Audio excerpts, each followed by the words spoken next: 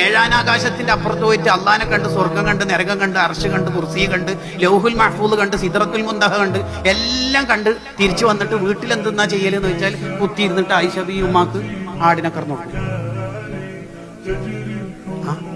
സർവ്വസൈനാധിപനായിട്ട് മിഅ്റാജിന്റെ രാത്രി ജമീഉൽ അംബിയ ബിഹ 70 അമ്പിയാക്കൾക്ക് മൂസാ നബി, ഈസാ നബി, ഇബ്രാഹിം നബിനെ പോലത്തെ വലിയ ലീഡേഴ്സിന് ഇമാം വെക്കുന്ന തങ്ങൾ സഫിയ ബീവി എന്ന തന്റെ ഭാര്യ നീളം കുറഞ്ഞ മഹദിയ ഒട്ടകത്തിൽ കയറാൻ കഴിയാത്തതുകൊണ്ട് തങ്ങൾ കാല് നീട്ടിയിട്ട് കാല് മടക്കിയിട്ട് പറയും, സഫി സഫി കറങ്ങുന്നില്ലല്ലോ, എന്ന ടെൻഷനാ, എന്റെ കാൽമ ചവിട്ടിയിട്ട് എന്റെ കാല് കോണിപ്പടി ചവിട്ടുപടിയായിട്ട് കയറിക്കും.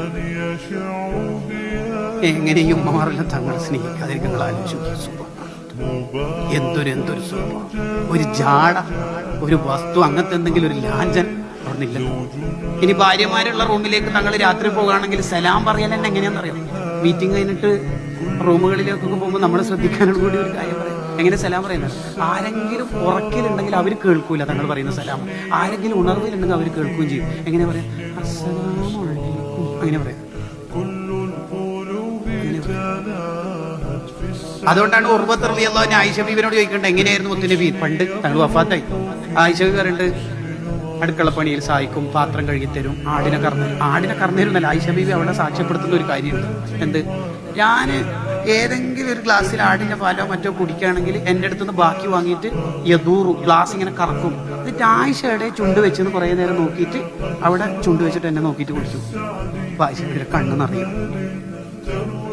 ഞാൻ പല്ല് വെച്ചെടുത്ത് തന്നെ ഇറച്ചി കഷ്ണത്തിന്റെ, ആടിന്റെയോ മറ്റോ മാംസ കഷ്ണത്തിന്റെ അവിടെ തങ്ങൾക്ക് പല്ല് വെക്കണം. എന്റെ ആയിഷയുടെ പല്ല് വെച്ച് നോക്കും.